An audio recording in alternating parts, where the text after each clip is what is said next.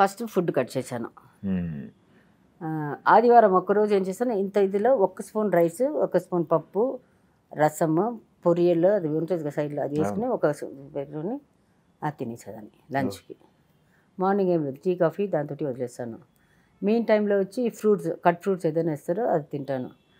రాత్రి అట్లాగే తింటే ఒక ఇడ్లీ తింటాను, లేకపోతే ఏదైనా తినేసి పడుకునేది. ఈ సెకండ్ సండేస్ మాత్రం హాలిడేస్ కదా, నో షూటింగ్స్. మా అమ్మ పొద్దున్న 6 గంటలకంతా స్టవ్ ఆన్ చేస్తే నేను ఎట్లా వెయిట్ చేస్తూనే ఉంటుంది. కళ్ళు ఇట్లా తెరిచేస్తే అసలు ఏమిది వదలం.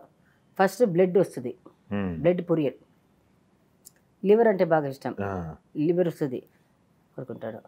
మళ్ళీ లేస్తే బోటి అంటారు, అది తింటాను, పడుకుంటాను.